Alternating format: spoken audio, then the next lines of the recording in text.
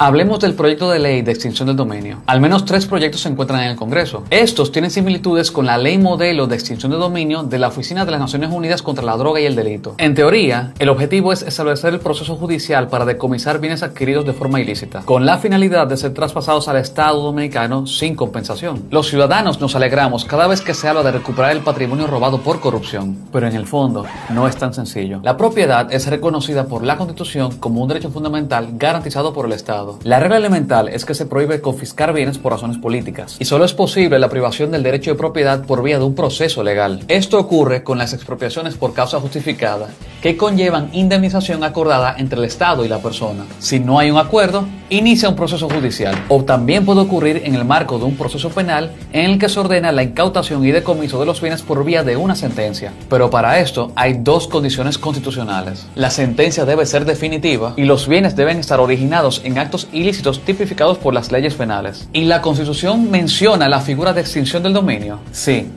pero no la define. Entonces, ¿qué problemas tiene el proyecto?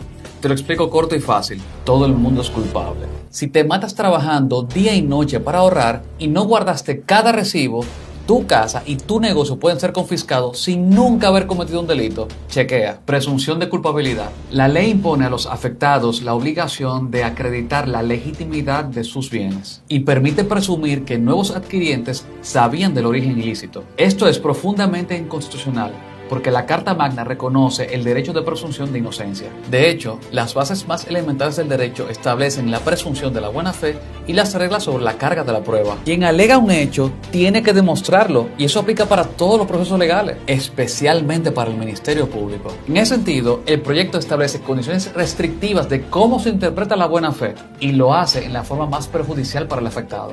Violación al principio de legalidad y de tipicidad. El proyecto crea causas de extinción de dominio amparadas en delitos no definidos en el ordenamiento jurídico dominicano. Esto significa que el Ministerio Público y el Tribunal Apoderado gozarían de un amplio margen de interpretación. Esa discrecionalidad les permitiría privar de la propiedad a una persona sin haber sido declarada culpable de la violación en la ley penal. No solo eso, el proyecto le da el poder a las autoridades de leer la mente y ver el futuro, porque les permite iniciar un procedimiento contra bienes de destino ilícito. Es decir, expropiar de tus bienes cuando el hecho aún no ha sido cometido. There is no Minority Report. I don't have an alternate future.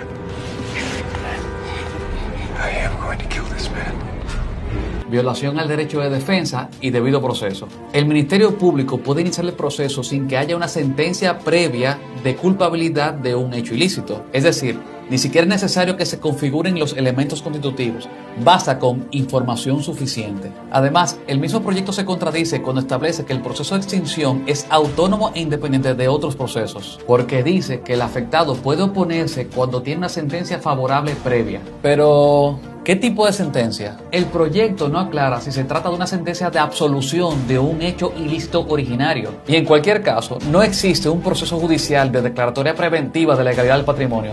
Eso es absurdo. Violación a la irretroactividad de la ley. El proyecto crea una confusa, ilimitada y antijurídica retroactividad que choca frontalmente con la Constitución. Quedó comprometida la seguridad jurídica y se van todos los patrimonios desde Pedro Santana. Desproporcionalidad. El proyecto deja a la convicción del Ministerio Público y del juez de apoderado la correlación entre la gravedad del hecho y el valor del bien confiscado. Irracionalidad de la imprescriptibilidad. El proyecto convierte la acción de extinción de dominio en algo tan imprescriptible como el genocidio, pero retroactivo. Además, cuando la Constitución habla de la corrupción administrativa, no dice que es imprescriptible, solo dice que el plazo de prescripción será mayor a la de otros crímenes más comunes. Por tanto, si la corrupción o el tráfico de drogas no son imprescriptibles como delitos que generan riquezas ilícitas, entonces el proceso de extinción contra esos bienes tampoco puede ser imprescriptible. Volvemos a los principios elementales del derecho.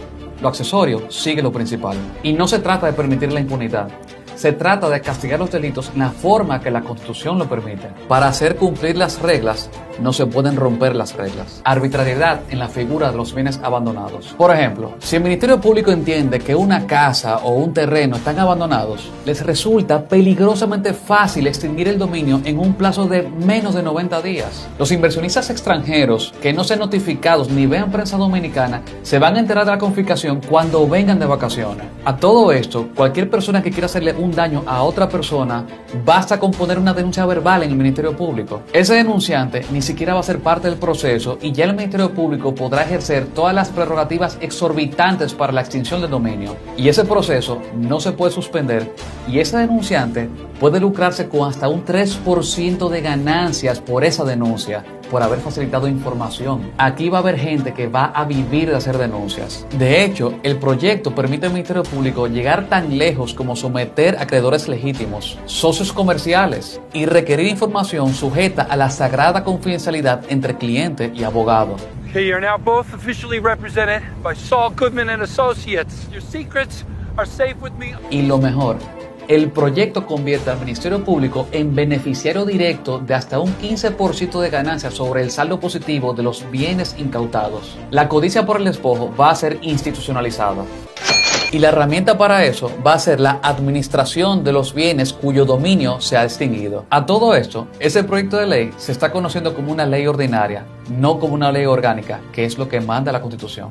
Eso es importante porque las mayorías exigidas en las votaciones son diferentes. Entonces, antes de repetir las celebraciones de ciertos sectores por la posibilidad de aprobar esta ley, piensa en estas debilidades, porque no aplican solamente para los corruptos, también aplican para tu patrimonio y para tu familia. A través del Código Penal, el Código Procesal Penal, la Ley de Lavado de Activos y otras leyes especiales, ya es posible someter a funcionarios deshonestos. Es posible decomisar sus bienes y perseguirlos civilmente en sus patrimonios. Esto solamente requiere voluntad política. No es necesaria una herramienta de confiscación que pueda usarse indiscriminadamente contra ciudadanos honestos. Y tampoco contra quienes sean disidentes del oficialismo.